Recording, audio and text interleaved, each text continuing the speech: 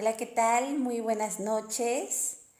Noches de viernes, hoy 27 de septiembre de 2024. Me ha tocado estar muy activa en la computadora, grabando mensajes para mis estudiantes del Diplomado en Formación Política con Bases Bíblicas.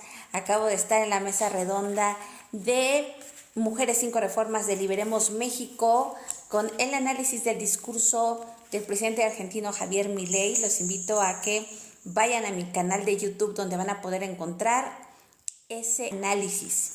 Voy a leer el capítulo número 6 de este maravilloso libro de neuroeducación del doctor Francisco Mora. A inicios de este mes de septiembre comencé a compartir la lectura del capítulo 1, del capítulo 2 y pues he estado fomentando el hábito de la lectura año con año y en este año 2024 pues no podía ser distinto. Estoy teniendo un club de lectura del libro Liberando la Tierra del Dr. Gary North. Pueden tener todas las grabaciones que llevamos al momento en mi canal de YouTube, Aleida Paredes G. Los invito a que se suscriban y voy a dar inicio al capítulo 6 de este libro. Bienvenidos Juan Carlos, Armando Martínez, Ana María, Andrea Santana, Teresita Meneses, Juan Hernández, gracias por estarse conectando. Yo espero que disfruten junto conmigo esta lectura. Karina, Belinda, Reina, gracias por conectarse. Voy a leer el capítulo 6 que se llama Programando Alegría, Emoción. Es a partir de la página 65. No sé cuántos de ustedes son fans de la neuroeducación y se consideren neuroeducadores, pero en lo personal a mí me gusta mucho este trabajo que realiza Francisco Mora y en especial este capítulo 6, Programando Alegría, la emoción. Y los que somos docentes, en mi caso 20 años de trayectoria docente, si algo he procurado desde el primer día que doy clases es inyectar emoción en mis materias.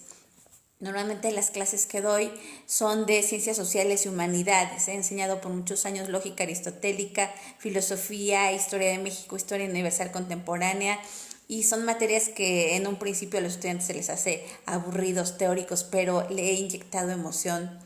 He introducido las artes escénicas, la música, el teatro, el debate académico y he enriquecido mis clases. Y bueno, no había leído de neuroeducación y de Francisco Mora, pero en lo personal es algo que he fomentado mucho, la emoción, y por eso voy a leer este capítulo 6.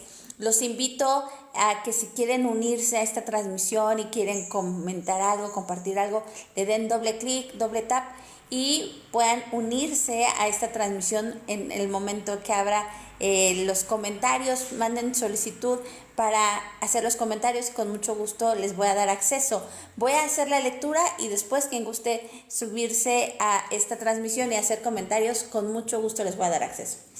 Comienzo. Para quienes tengan este libro, Neuroeducación, solo se puede aprender aquello que se ama, de Alianza Editorial del Dr. Francisco Mora, a leer el capítulo 6. La emoción es esa energía codificada en la actividad de ciertos circuitos del cerebro que nos mantiene vivos. Sin la emoción, sin esa energía base, nos encontraríamos deprimidos, apagados. Alguien con una emoción apagada no podría ver y darse cuenta ni siquiera de un elefante que pasase junto a él. Y esa emoción puede apagarse por muchas y variadas circunstancias en el niño o el adolescente o en cualquiera que vive en sociedad. Cuando tal apagón ocurre en el niño, sus consecuencias para la vida en el colegio para aprender y memorizar son obviamente muy negativas. La emoción, el origen de su propia palabra, indica movimiento, interacción con el mundo.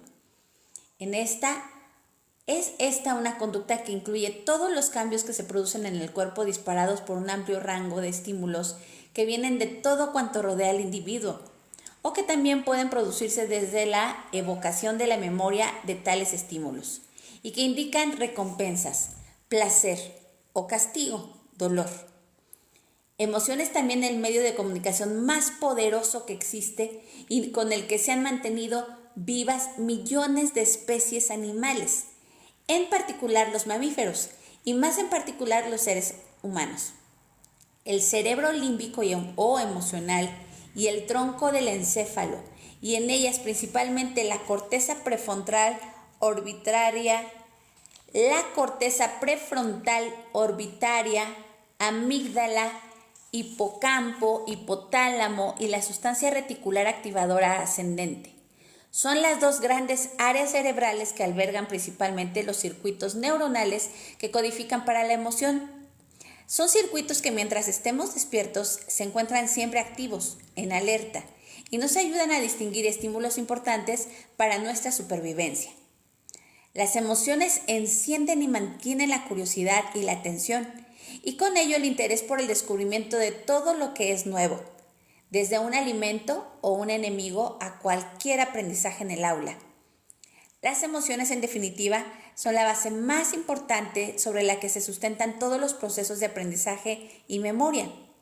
De hecho, y hoy en neurociencia se conoce bien, las emociones sirven, entre otras muchas funciones y de forma destacada, para almacenar y evocar memorias de una manera más efectiva. Y es que a nadie se le escapa que todo acontecimiento nuevo asociado a un episodio emocional, bien sea de placer o de dolor, permite un mayor y mejor almacenamiento y evocación de lo sucedido. También la información emocional es básica para la elaboración de cualquier función mental y el buen funcionamiento de las relaciones sociales. Es más, las ideas, que son los átomos del pensamiento, que se elaboran en los circuitos neuronales de las áreas de asociación de la corteza cerebral, ya lo hacen impregnadas de significado, bien sea placentero o doloroso, o de la amplia paleta de colores emocionales que constituyen el mundo humano. Por tanto, la emoción es también un ingrediente básico del proceso cognitivo del razonamiento. Hoy comenzamos a saber que el binomio emoción-cognición, procesos mentales, es un binomio indisoluble. Y ello se debe al diseño del cerebro y a cómo funciona. Los abstractos, los conceptos que crea el cerebro, no son asépticos de emoción, sino impregnados de ella. Esto ya nos debe alertar acerca de la importancia de la emoción tanto para el que aprende como para el que enseña. El que instruye debe ser consciente de este mecanismo esencial, emoción, como vehículo de sus palabras si quiere que éstas alcancen al que aprende de un modo sólido y convincente. Y esto hay que saberlo bien. Máxime hoy que en nuestra cultura, en los colegios, incluso a los niños pequeños, se les enseñan conceptos cognitivamente complejos de modo aséptico, desconexionados tantas veces de significado emocional. Y esto es un error, pues nada se puede llegar a conocer más que aquello que se ama, aquello que nos dice algo. Por eso son importantes las palabras y cómo se utilizan. Las palabras son el vehículo del conocimiento y en la enseñanza debe ir siempre acompañado por la emoción. La palabra, aún hoy en día de tanta accesibilidad a medios técnicos, sigue siendo el centro de toda enseñanza. El que enseña utiliza la palabra lo mejor que puede. Y a partir de la palabra, de cómo se utiliza y cómo se entona, se puede crear ese atractivo capaz de activar la atención del que escucha y aprende. Instrumento luminoso ya desde los tiempos de la Roma clásica. De la palabra, en la Roma de hace más de 2000 años, decía Marcelino Menéndez Pelayo: el arte de utilizar la palabra en público con corrección y belleza, sirviéndose de ella para simultáneamente agradar y persuadir, tuvo en Roma un uso temprano y prolongado. En Roma la oratoria impregnaba gran parte de la vida pública y su valor era reconocido en los tribunales, discursos judiciales, en el foro, discursos políticos y en algunas manifestaciones religiosas, elogios fúnebres.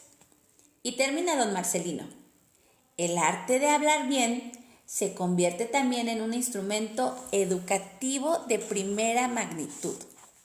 Pero no solo la emoción es relevante para la palabra, y en esta no solo en la palabra hablada o en la escrita, en la lectura, sino también para las matemáticas. Nada de ello cobra vida y se articula con el razonamiento sin el pegamento emocional. Y junto a esto, en la toma de decisiones, cualquier decisión se basa o tiene también un fuerte componente emocional. en el estudiante, adolescente o universitario en particular, y en su oficio de aprender. Las decisiones se toman cada día, cada hora, cada minuto, y desde elegir qué carrera estudiar en la universidad hasta ese cotidiano asistir o no a clase un día.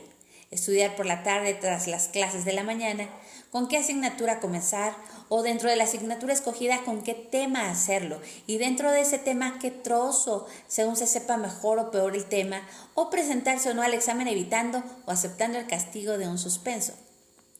Y así un largo etcétera, donde miles de pequeñas decisiones se basan en las emociones. Es decir, en lo que más nos gusta versus lo que menos, en el placer versus displacer. A todo lo que antecede hay que poner un añadido importante. Refiere a ese componente de las emociones genuinamente humano que son los sentimientos. Esto es, a la reacción subjetiva de las emociones. Las emociones son mecanismos inconscientes. Los sentimientos son, por el contrario, la experiencia consciente de una determinada emoción. Y hasta donde alcanzamos a saber, solo el ser humano experimenta sentimientos. Los sentimientos son el proceso que nos lleva a conocer las emociones, a través del miedo, placer o frustración, y encontrar esos sentimientos de bienestar ante muchas y diferentes situaciones personales, el trabajo bien hecho, o las hechas por otros, el aplauso de un maestro a un buen estudiante. Y a otros muchos sentimientos como aquellos que con el aplauso refuerzan el esfuerzo del estudiante por conocer y mostrar esos nuevos conocimientos a los demás. Todo ello es de una poderosa influencia en el mundo, no solo del que aprende, sino también del que enseña. Hoy se habla mucho de un apagón emocional que ocurre en muchos niños en algún momento de su periodo escolar y que se ha relacionado con el hecho de vivir en una sociedad estresada, cuyas consecuencias alcanzan a la intimidad de la familia y las relaciones familiares. El estrés genera un estado de acciones y reacciones personales en tensión constante. Cuando estos procesos se ponen en marcha de un modo lento, constante e insidioso, al niño le oprime una sensación de agobio mental, inconsciente, repetido a lo largo de los días, los meses y quizá los años. Lo cierto es que una vez entronizado este estilo de vida se instrumenta una respuesta orgánica patológica permanente. Y esto, producido por una miríada de factores, se vive en muchas familias y repercute en el niño, al que puede afectar en estructuras de su cerebro como el hipocampo y por tanto, como señalábamos en capítulos anteriores, en su proceso de aprendizaje y memoria. Pero además, algo tan importante como esto puede afectar a la emoción misma y a partir de ella sobre los mecanismos codificados, como la curiosidad y la atención. Por tanto, es con el apagón emocional cuando aparecen los problemas, muchos de ellos graves, en la conducta de los niños y que se expresan mayormente en el colegio y a la hora de aprender y memorizar. De ese entorno familiar puede nacer un niño con estrés no expresado en ninguna normalidad cognitiva especial o hiperactividad o síntomas depresivos clásicos, sino simplemente con una cierta apatía manifestada con una atención baja, difuminada y dispersa y nunca demasiado pronunciada que repercuta en su rendimiento mental en el colegio. El estrés es ciertamente una actividad cerebral y conductual fisiológica y consustancial a nuestros estilos de vida durante millones de años, pero los estilos de vida han cambiado en el hombre moderno y ello ha dado lugar a la patología del estrés. Y con ella referido de nuevo a los niños, expresado en la posible falta de un sueño profundo suficiente y reparador, mecanismo cerebral esencial para producir y alcanzar la consolidación de todo lo aprendido de modo relevante durante el día. Capítulo 13. Y a síntomas como la irritación y la desatención que hemos mencionado. Cuando este proceso se pone en marcha, altera la conducta del niño de un modo poco aparente. Hoy se conoce un tratamiento efectivo y poco costoso que mejora los síntomas producidos por este tipo de estrés. Me refiero a la práctica del ejercicio físico aeróbico. Los efectos del ejercicio físico aeróbico funcionan a cualquier edad, desde el niño y el adolescente al adulto y el anciano. Este tipo de ejercicio practicado con regularidad rebaja las respuestas estresantes interejercicio y modula y cambia la configuración del cerebro en aquellas áreas que tienen que ver con el aprendizaje y la memoria. De esto se han dado cuenta los especialistas. y frente a la idea, surgida hace unos años en particular en Estados Unidos, de que había que rebajar el número de horas semanales dedicadas a la gimnasia y los deportes y dedicarlas en su lugar al duro aprendizaje abstracto. Ahora de nuevo, a la luz de los beneficios que sobre el cerebro produce el ejercicio físico aeróbico, se ha regresado a la idea de potenciarlo y dedicarle tiempo suficiente en los colegios. Estudios recientes lo han venido poniendo de relevancia. Uno de ellos en particular resulta muy interesante. Un estudio realizado en Suecia, en el que se comprobó que en jóvenes en el rango de edades comprendidos entre los 15 y los 19 años, aquellos que practicaron ejercicio físico continuado y alcanzaron altas puntuaciones en esta materia, también fueron los que obtuvieron una más alta puntuación en los tests que consideraron elementos como inteligencia global y verbal. En general, comprensión verbal y pensamiento lógico y matemático. Lo interesante de este estudio fue además que cuando muchos de estos jóvenes fueron evaluados 50 años más tarde, con independencia de en qué intervalo de estos años hubieran seguido o no haciendo ejercicio, aquellos que habían practicado ejercicio físico en su juventud demostraron tener mejores habilidades mentales durante el envejecimiento. Esto tiene que ver con lo que se conoce como reserva cognitiva. Y es que hasta hace bien poco tiempo se pensaba que los efectos de la práctica del ejercicio físico sobre el cerebro no eran acumulativos. Es decir, se creía que el ejercicio físico realizado a edades tempranas no influía en absoluto si luego no se seguía practicando durante el envejecimiento tardío. Esto no parece ser el caso a juzgar por las investigaciones más actuales. En definitiva, todo aquello conducente a la adquisición de conocimiento, como la curiosidad, la atención, la memoria o la toma de decisiones, requiere de esa energía que hemos llamado emoción. Detectar fallos o un apagón emocional puede convertirse en una tarea central en el futuro neuroeducador. ¿Qué tal? Rapidísima la lectura del capítulo 6 de este libro Neuroeducación. Solo se puede aprender aquello que se llama del doctor Francisco Mora. Si quieren tener acceso a el capítulo 1 y 2 que ya leí en otro TikTok Live, lo pueden encontrar en mi canal de YouTube, Aleida Paredes G. Este video que se está grabando también lo voy a pasar a mi canal. Los invito a que se suscriban. Si te gusta el hábito de la lectura, tengo varias lecturas de varios libros y si te gusta el material que comparto, también te invito a que me regales un me gusta en mi canal de TikTok. Es para mí un gusto saludar a Hugo Santos, a López Miguel, a Tony 765. Si alguien quiere hacer algún comentario, quiere subirse a esta transmisión en vivo y hacer comentarios, con mucho gusto los puedo añadir. Solamente mándenme una solicitud y lo comentamos. Saludos, Eric Bocanegra. Pueden mandarme una solicitud y lo subo a esta transmisión para que se puedan unir y comentar qué importante tema este que acabo de leer acerca de la emoción y cómo estamos viendo niños con estrés y con un apagón emocional que repercute en su desempeño académico, en su aprovechamiento escolar y pues que les afecta tanto. Y por eso aquí hay un llamado a los profesores a que enseñemos pues tocando las emociones de nuestros estudiantes, haciendo que ellos disfruten las clases y pues también un llamado a los padres de familia para cuidar los hábitos de nuestros hijos, ya que el no dormir lo suficiente, no dormir a tiempo, no dormir temprano afecta sus ciclos de reparación cerebral para poder poner atención al otro día en las clases. A mí me ha tocado vivir en lugares donde a las 11, 12 de la noche están los niños afuera jugando, corriendo. No sé a qué hora se metan a casa y luego a bañar, a qué hora se terminen durmiendo y en la mañana pues son pleitos para que se levanten, para que se arreglen, para que desayunen, se vayan a la escuela y pues no tienen el mismo rendimiento. Entonces muy importante, programando alegría, la emoción. Son varios capítulos los que tiene este libro. Ya me va a tocar entregarlo a la biblioteca que me lo prestaron. Espero poder, a todos los que estuvieron conectándose a esta transmisión, los invito a que me regalen un me gusta en mi canal de TikTok y en mi canal de YouTube, Aleida Paredes G. Un gusto haber estado con ustedes esta noche de viernes. Dios les bendiga, que tengan un gran fin de semana y nos vemos en otra transmisión próximamente.